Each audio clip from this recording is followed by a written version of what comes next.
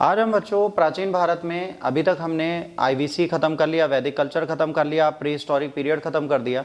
आज हम स्टार्ट करेंगे धार्मिक आंदोलन, और धार्मिक आंदोलन बहुत जरूरी है क्योंकि इसमें जैन और बौद्ध धर्म के बारे में हम पढ़ते हैं और एग्जाम में बहुत पूछा जाता है। 7वीं शताब्दी ईसा पूर्व के मध्य गंगा की घाटी में अनेक धार्मिक संप्रदाय का उदय हुआ, जिसमें 62 संप्रदायों की जानकारी हमें मिलती है। आप सोचिए 6th सेंचुरी एडी बीसी जब आई है, उस समय पर कितने लोग आ गए, 62 से ऊपर संप्रदाय आ चुके थे जो थे। 14वीं शताब्दी ब्राह्मणवादी कर्मकांडों के खिलाफ एक और धर्म आया जिसे जैन और बौद्ध धर्म बोलते हैं। तो इसमें जो बेटा जैन धर्म है, पहले हम इसके बारे में बात करेंगे। तो जैन धर्म की अगर बात करेंगे तो जैन धर्म क्यों आया, ब्राह्मणवादियों के खिलाफ आया। तो ये आपको याद रखना है, जैन धर्म किसके खिलाफ आया, ब्राह्मणवादियों के। इसमें टोटल 24 तीर्थंकर थे। प्रथम तीर्थंकर ऋषभदेव थे, 23वें तीर्थंकर पार्श्वनाथ थे और 24वें तीर्थंकर वर्धमान महावीर थे। महावीर स्वामी इसके वास्तविक संस्थापक माने जाते हैं। महावीर का जन्म 540 में वैशाली के कुंड ग्राम में हुआ और ये क्षत्रिय ग्रातक कुल में इनका जन्म हुआ था। इनके पिता का नाम सिद्धार्थ है। अच्छा, सिद्धार्थ इनके पिता का नाम है और सिद्धार्थ गौतम बुद्ध का बचपन का नाम है, जो कुंड ग्राम के प्रजातांत्रिक नायक थे। और माता त्रिशला थी जो लक्ष्मी नरेश चेटक की बहन थी। पत्नी का नाम यशोदा था और गौतम बुद्ध की पत्नी का नाम यशोधरा था। यशोदा से जन्म लेने वाली पुत्री प्रियदर्शना थी और इनकी शादी जमाली से हुई थी। जमाली इनके दामाद थे और इनके प्रथम शिष्य भी थे। महावीर 30 वर्ष की उम्र में भाई से परमिशन लेके गृह त्याग किया। इनके बड़े भाई राजा थे। 12 वर्ष की कठोर तपस्या के बाद 42 वर्ष में जुम्भी ग्राम के समीप ऋजुपालिका नदी के किनारे 1 साल में इन्हें कैवल्य प्राप्त हुआ। उसी समय आहर्त, पूज्य, जिन, विजेता और निर्ग्रंथ बंधनहीन कहलाने लगे। इनकी मृत्यु पावा में 72 वर्ष की आयु में हुई, 468 बीसी में। इनके सिद्धांत हैं, 5 सिद्धांत हैं: अहिंसा, अमृषा, अचौर्य, अपरिग्रह तथा ब्रह्मचर्य। अच्छा, इनमें से जो लास्ट है ब्रह्मचर्य, ये इन्होंने जोड़ा है। बाकी सारे किसके थे, पार्श्वनाथ के थे। ठीक है, तो पार्श्वनाथ थे, उनके बाकी थे। तो पार्श्वनाथ भाई साहब ने इसको बनाया था। इन्होंने 5वां महाव्रत इसमें जोड़ा था और पार्श्वनाथ के जो फॉलोअर थे उन्हें निर्ग्रंथन बोला जाता था। ठीक है, पार्श्वनाथ के ही फॉलोअर ये भी थे, इनके माता पिता भी थे। पार्श्वनाथ अपने शिष्यों को 4 महाव्रत की सलाह दी और महावीर ने इसमें 5वां जोड़ दिया।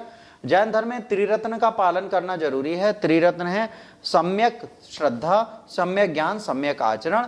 जैन धर्म में देवताओं के अस्तित्व को स्वीकार किया गया है और उन्हें जिन के नीचे रखा गया है। जैन धर्म पुनर्जन्म और कर्मवाद में विश्वास रखता है। जैन धर्म निर्वाण जीव का अंतिम लक्ष्य है। कर्मफल का नाश और आत्मा के भौतिक तत्वों से हटने को निर्वाण बोला गया है यहाँ पर।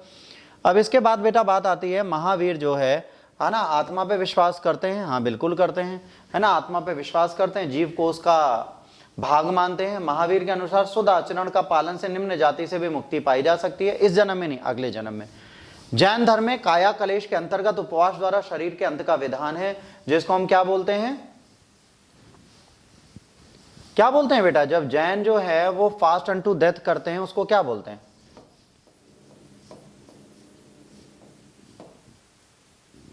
ये जब फास्ट अनटू डेथ करते हैं तो उसको क्या बोला जाता है? आप बताइएगा कमेंट में। फास्ट अनटू डेथ करते हैं तो वो किस चीज का पालन करते हैं? इसमें क्या होता है, आप व्रत रखते हैं, ठीक है, और उसको करने के बाद ही आपको कैवल्यन मिलता है। महावीर के बाद ये सबसे प्रमुख व्यक्ति थे चंद्रगुप्त मौर्य, जिन्होंने इसी काम को किया था। ठीक है, जैन धर्म संसारिक बंधनों से मुक्ति का प्राप्त करने के उपाय बताएं। महावीर ने अहिंसा तप पर अधिक जोर दिया है। यही रीजन है कि अहिंसा के बाद जब ये बढ़ा आगे तो यहाँ के जो लोग हैं जैन, वो व्यापारी बन गए और कुछ नहीं बने। महावीर ने 200 साल के बाद जैन धर्म का विभाजन हो गया। यहाँ पर क्या हुआ, 2 इनके अनुयायी थे, एक भद्रबाहु एक स्थूलभद्र। कौन कौन थे? भद्रबाहु एंड स्थूलभद्र। तो भद्रबाहु जो थे 12 वर्ष के भयंकर अकाल के पश्चात चंद्रगुप्त मौर्य को लेकर ये श्रवणबेर गोला की चंद्र पहाड़ियों पे जाते हैं इनको संलेखन कराने। तो जब ये संलेखन करते हैं, है ना, फास्ट अनटू डेथ करते हैं मरने के लिए, तो संलेखना कराने जब इनको ले जाते हैं और ये वहां पर संलेखन करने के बाद वापस आते हैं, तो जब आते हैं तो स्थूलभद्र के जो अनुयायी थे उन्होंने सारी बातें महावीर की मानी थी, पर नग्न रहना नहीं। इन्होंने कुछ वस्त्र धारण कर लिए थे तो वह श्वेतांबर बन गए। ठीक है, और जो भद्रबाहु थे उनके अनुयायी जो थे वो दिगंबर बन गए। अब यहाँ पर इन्होंने गलत कर दिया है, स्थूल बाहु इधर होंगे, भद्रबाहु इधर होंगे। ठीक है, तो ये भद्रबाहु के साथ गए थे। तो भद्रबाहु के फॉलोवर आपके श्वेतांबर दिगंबर हो गए, स्थूल के श्वेतांबर हो गए। तो अब इसके बाद क्या हुआ, जैन धर्म में तत्कालिक शासक थे उदयन, बिंबिसार, अजातशत्रु, चंद्रगुप्त मौर्य, बिंदुसार, खारवेल, इन्होंने इसको समर्थन दिया। जैन धर्म के प्रमुख केंद्र मथुरा और उज्जैन थे। जैन धर्म में मूर्ति पूजा नहीं थी, परंतु आगे चलकर इनकी मूर्ति पूजा होने लगी। श्वेतांबरों ने सर्वप्रथम महावीर की पूजा आरंभ की। धर्म प्रचार के लिए संघ में स्त्री पुरुषों दोनों को प्रवेश दिया गया। जैन धर्म के अनुसार स्त्रियां मोक्ष नहीं प्राप्त कर सकती, याद रखना है। ये भिक्षु भिक्षुणी श्रावक श्राविका में जुड़े हैं, ये गृहस्थ आश्रमी है, ये जैन प्रमुख हैं, ठीक है। तो ये गृहस्थ जीवन बिताते हैं, भिक्षु भिक्षुणी का बिताते हैं। पंच महाव्रत है, किसके लिए, भिक्षुओं के लिए, और गृहस्थी के लिए पंच अणुव्रतों की व्यवस्था है कि वो धार्मिक जीवन के साथ अपनी चीजें कर पाए। महावीर ने 14 मौलिक सिद्धांत के जिसमें ग्रंथ हैं, इन्हें पूर्व कहा जाता है। जैन धर्म मगधी भाषा में बढ़ावा दिया और इसका विकास हुआ, आगे जाके इसी से अपभ्रंश भाषा बनी। जैनों ने प्राकृत को अपनाया और बुद्धों ने पाली को। इससे धर्म ग्रंथ अर्ध मगधी लिखे गए। तो इससे धार्मिक ग्रंथ जो है वो किस भाषा में बेटा, अर्ध मगधी भाषा में लिखे गए। जैन सभा, प्रथम जैन सभा चंद्रगुप्त मौर्य के टाइम पर हुई, जब यहाँ पर स्थूलभद्र और भद्रबाहु के बीच में श्वेतांबर दिगंबर में बट गए। द्वितीय 513 में वल्लभी गुजरात में हुई। देवर्दी क्षमा श्रवण की अध्यक्षता में हुई। इसमें अंतिम रूप से इनकी किताबों को संकलित किया गया जितने धर्म ग्रंथ थे। अब इसके बाद करते हैं जैन दर्शन की। जैन धर्म जगत के अस्तित्व को स्वीकारा है, लेकिन सृष्टि के कारण को ईश्वर नहीं मानते। ये नहीं कहते ईश्वर ने बनाया है। 6 द्रव्यों से बना है, जीव, पुद्गल, धर्म, अधर्म, आकाश और काल से बना है। यह द्रव अविनाशी तथा शाश्वत है। इस जगत में आत्मा के अतिरिक्त और कुछ भी शेष नहीं है। ये बात जैन धर्मावलंबी बोलते हैं। जीवन का अंतिम लक्ष्य क्या होना चाहिए, पुद्गल यानी भौतिक तत्वों को अलग करना। जैसे हमारा जीव है, यहाँ पर हमारी बहुत सारी इच्छाएं, जो इच्छाएं लगी हैं, तो ये पुद्गल है। अगर इनको हम दूर भगाएंगे तो हम जन्म मरण के चक्र से मुक्त हो जाएंगे। और इसी को करने के लिए हमें क्या करना पड़ेगा, संलेखन करना पड़ेगा। अगर संलेखना हम करते हैं, संलेखन करते हैं, तो इससे क्या होगा बच्चों, इस संलेखना को करने से हम इस जीवन के भौतिक तत्वों से मुक्त हो जाएंगे। बौद्ध धर्म इसके बाद अगला धर्म आएगा। इससे पहले ये देख लें, ज्ञान के 3 स्रोत प्रत्यक्ष, अनुमान, तीर्थांकरों के वचन हैं। इन्हें 7 रूपों में व्यक्त किया गया है, जैसे सप्तगमनीय, स्यादवाद, अनेकवाद से नाम से जाना जाता है। स्यादवाद का मतलब है, जब भी आप इनसे कुछ पूछोगे तो ये हो भी सकता है, नहीं भी हो सकता है की बात करते हैं। Can be and can not be, इसकी बात ये लोग करते हैं। तो कैन बी और कैन नॉट की बात करते हैं, ये बात है बौद्ध धर्म। बौद्ध धर्म के प्रवर्तक गौतम बुद्ध थे, जिन्हें महावीर स्वामी कहा गया है ना, जो महावीर के समकालीन थे, जिन्हें गौतम बुद्ध कहा गया। बुद्ध का जन्म 563 में कपिलवस्तु के समीप लुम्बिनी ग्राम में हुआ। बेटा जो भी डाउट है क्लास के बाद पूछिएगा, ठीक है, मार्क कर लीजिए, क्लास के बाद आपको बताऊंगा। इनके बचपन का नाम सिद्धार्थ था, चाइल्डहुड का नाम इनका सिद्धार्थ है, और शाक्य कुल से संबंधित थे। ये शाक्य कुल में पैदा हुए थे। इनकी माता का नाम महामाया था, जो कौशल राजवंश की कन्या थी। ये क्या थी, कौशल की प्रिंसेस थी। इनका पालन पोषण इनकी माता महामाया के मरने के बाद इनकी मौसी ने किया है ना, मौसी ने करा। और इसके बाद जब इन्होंने इसको पाल लिया तो सुद्धोधन जो थे, और इनकी मौसी का नाम क्या था, गौतमी, ठीक है, प्रजापति नहीं था। उसके बाद निर्वाचित राजा और गणतांत्रिक शाक्यों के प्रधान थे इनके पापा। इनकी पत्नी यशोधरा थी, ठीक है। इनका नाम गुम्ब, बिब्बा, शूद्र कथा बाकी मिलता है, बट इससे हमें मतलब नहीं है। इनका बेटा था राहुल, राहुल मतलब बंधनों से युक्त। 29 वर्ष की अवस्था में इन्होंने गृह त्याग किया। गृह त्याग की घटना को महाभिनिष्क्रमण बोला जाता है। गृह त्याग के उपरांत सिद्धार्थ जो थे वो अनोमा नदी के तट पर अपना सिर मुड़वाया और ब्राह्मण बन गए। तो इसके बाद ये जाते हैं, इधर उधर भटक रहे होते हैं, तभी इनको क्या होता है, अलार कराम मिलते हैं, जो सबसे पहले इनको योगा प्रैक्टिस सिखाते हैं। फिर 5 ब्राह्मण मिलते हैं निरंजरा नदी के किनारे उरुवेला के पास। वहां पर ये तपस्या करते हैं, पर यहाँ प्रसन्न नहीं होते। फिर ये भीख मांगने जाते थे, तो सुजाता नाम की कन्या, क्योंकि ब्राह्मण कहते थे महिलाओं से भिक्षा नहीं लेनी, उनके हाथ से खीर भी खाते हैं, और ये लेके आते हैं, तो इन्हें ब्राह्मण निकाल देते हैं। इसके बाद ये क्या करते हैं बेटा, इसके बाद ये स्वयं जाते हैं, ठीक है। 6 वर्ष तक परिश्रम और घोर तप के बाद 35 वर्ष की आयु में इन्हें एक पीपल वृक्ष, जिसे बोधि वृक्ष बोलते थे, निरंजना नदी के किनारे सिद्धार्थ को ज्ञान प्राप्त होता है, और यहीं सारे क्या बन जाते हैं, गौतम बुद्ध। सिद्धार्थ का ज्ञान, बेटा मैंने फिर बोल रहा हूं, फिर दोबारा बोल रहा हूं, क्लास खत्म हो जाए, पीपीटी खत्म हो जाए, उसके बाद जो भी डाउट है पूछिएगा, उसे प्लीज मार्क करके रख लीजिए।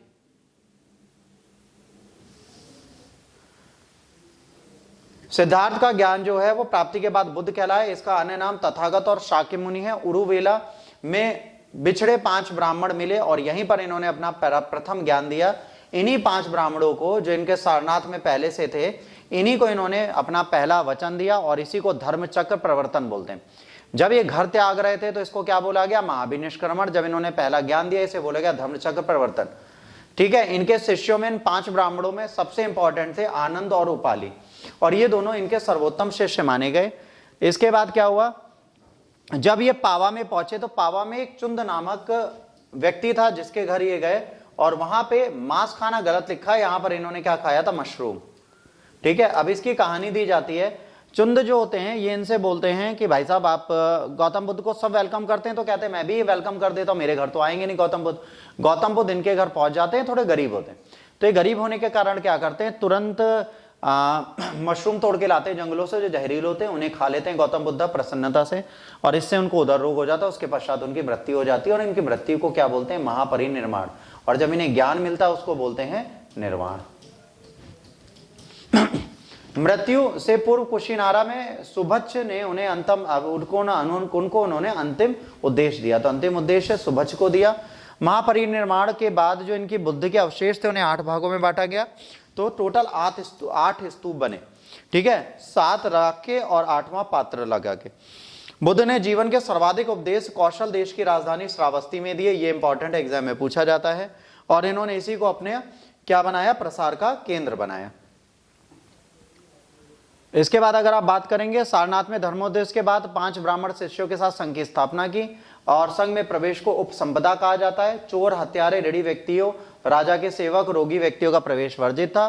संघ में इंद्रियारी ग्रहण, अपरिग्रह और श्रद्धा का संकल्प लेना पड़ता था। अगर कोई इन संघ की बातों को नहीं मानता तो उसको नहीं रखा जाता था। प्रति वर्षा के दिनों में 3 महीने बिच्छू बिच्छू एक ही स्थान पर रहते थे, इसे वत्स कहा जाता था। बौद्ध धर्म के सिद्धांत थे। ठीक है, यहां पर बुद्ध ने एक बहुत अच्छी चीज बोली, इन्होंने कहा कि त्रिरत्न है हमारे, बुद्ध, धम्म और संघ, और मूलाधार 4 आर्य सत्य हैं, दुख, दुख समुदाय, दुख निर्माण, दुख निरोधगामिनी प्रतिपदा। मतलब दुख है, दुख का एक कारण है। ठीक है, दुख को हटाया जा सकता है, हटाने के क्या है, 8 मार्ग हैं, और यहीं पर इन्होंने अष्टांगिक मार्ग बनाए। और धर्म प्रचार के दौरान मध्य मार्ग अपनाया, मतलब ना ज्यादा रईस ना ज्यादा गरीब, सब कुछ इन्होंने कहा। बुद्ध ने पुनर्जन्म को स्वीकार किया, आत्मा की संकल्पना नहीं की। दुख को हरने और तृष्णा के नाश के लिए अष्टांगिक मार्ग दिए। तो अष्टांगिक मार्ग जो है वो क्या है, वो आपके सामने लिखे, सम्यक दृष्टि, सम्यक संपल्क, सम्यक वाणी, सम्यक कर्वांत, सम्यक अजीव, सम्यक व्यायाम, सम्यक स्मृति, सम्यक समाधि। यह आपको यहीं पर याद रखना है, यह आपसे एग्जाम में कई बार पूछा जा सकता है, तो ये आपके दिमाग में होना चाहिए। प्रत्यय समुत्पाद की बात अगर करेंगे तो बुद्ध के उपदेशों और सार की समस्त शिक्षाओं का आधार स्तंभ है प्रत्यय समुत्पाद। बौद्ध धर्म के निर्माण प्राप्त करने के लिए बौद्ध धर्म का परम लक्ष्य है। निर्माण का अर्थ होता है दीपक का बुझ जाना, अर्थात जीवन मरण के बंधन से मुक्त हो जाना। बुद्ध के अनुसार निर्माण इसी जन्म में प्राप्त होता है, जबकि महापरिनिर्माण मृत्यु के बाद है। तो कह रहे निर्माण तो आपको मिल जाएगा, महापरिनिर्माण मरने पर ही मिलेगा। दुख हर चीज का कारण है, उसी तरह अज्ञानता जो है वो इसका कारण है। अगर आप इस चीज को मानते हैं, अज्ञानता रूपी अपनी चीजों को हटा देते हैं, तो आप इस दुख से दूर हो जाएंगे। प्रत्यय समुत्पाय का मतलब है किसी वस्तु के होने पर किसी अन्य वस्तु की उत्पत्ति। अगर आपके पास कोई वस्तु है, उसके बाद तुना इच्छा आती है, उसी को बोलते हैं प्रत्यय समुत्पाद। प्रत्यय समुत्पाद के 12 कर्म है, जाति जामरण भविष्य काल से, अविद्या संस्कार भूतकाल से। इसके बाद विज्ञान, नाम, रूप, स्पर्श, तृष, वेदना, दंट्यायन है ना, भाव, उपादन, ये वर्तमान काल से। बुद्ध धर्म में वर्ण व्यवस्था, जाति व्यवस्था का विरोध किया। दरवाजा हर जाति के लिए खुला था, स्त्रियों को संघ में प्रवेश मिला। आनंद के कहने पर गणतंत्र प्रणाली थी, यहाँ पे वोट स्टिक के माध्यम से होता था। बुद्ध के पंचशील सिद्धांत हैं जिन्हें छांदोग्य उपनिषद में भी दिया गया है। बौद्ध धर्म की शाखाएं थी, कालांतर में बौद्ध धर्म कई भागों में बढ़ गया, जिसमें हीनयान, महायान सबसे प्रमुख है। हीनयान जो है वो बर्मा, श्रीलंका, जावा में गया। महायान जो है चीन, तिब्बत, कोरिया, जापान, मंगोलिया आदि देशों में गया। वज्रयान जो है तंत्र मंत्र से रिलेटेड था, ये आपको सबसे ज्यादा जो मिलता है वज्रयान की शाखा तिब्बत में भी मिलती है। बुद्ध के प्रसिद्ध अनुयायियों में बिंबसार, प्रसेनजीत, उदयन थे। अशोक, मिएंडर, कनिष्क, हर्षवर्धन पाए गए, और नालंदा, विक्रमशिला बौद्ध शिक्षा के प्रमुख केंद्र थे। इनकी 4 बौद्ध सम्मति हुई, ये आपको बेटा याद रखनी पड़ेगी, इनको आप बिल्कुल नहीं भूल सकते। पहली बौद्ध सम्मति जो हुई वो इनकी मृत्यु के तुरंत पश्चात अजातशत्रु के शासनकाल में राजगृह में, महाकश्यप इसके हेड थे। द्वितीय हुई वैशाली में कालाशोक के टाइम पे, सावाकामी इसके अध्यक्ष थे। तीसरी हुई 251 में पाटलिपुत्र अशोक के टाइम पे, मोगलीपुत्र तिष्य इसके अध्यक्ष थे। चतुर्थ हुई कुंडलवन कश्मीर में, कनिष्क शासक थे, वसुमित्र इसके अध्यक्ष थे। देश में बुद्ध के उपदेशों को 2 पिटक, सुत पिटक, विनय पिटक में बांटा गया। मतभेद के बाद यहाँ पर स्थिर महासंगिक में बटे। अभिदम्भ पिटक का संकलन अशोक के समय पर हुआ, तीसरी में। और विमास शास्त्र एक टीका है जो बौद्ध धर्म को संप्रदाय को विभक्त करा, महायान और हीनयान में यहाँ विभक्त हुए और एक टीका लिखा गया। ये एग्जाम में एज इट इज पूछा जाता है, बौद्ध संगति किसके शासनकाल में और कौन कौन से क्षेत्र में। इनका सर्वाधिक जो साहित्य है वो पाली भाषा में लिखा गया, और पाली भाषा ने बाद में इसी से अपभ्रंश भाषा भी आई जो आज हम यूज करते हैं। ठीक है, अब बौद्ध और जैन धर्म में कुछ समानताएं हैं, दोनों ही अनिश्वरवादी हैं, क्योंकि उन्होंने भी अपने जैनों से जो जिन्नास हैं उनसे धर्म भगवानों को नीचे रखा, वैदिक कर्मकांड का विरोध करते हैं, जाति व्यवस्था को दोनों क्या करते हैं, निषेध करते हैं, छुआछूत का निषेध है, कर्म और वैदिक सिद्धांत अमान्य है। तो ये समानताएं हैं। अब असमानताएं क्या हैं इसको देखिए। अगर असमानताओं की बात करेंगे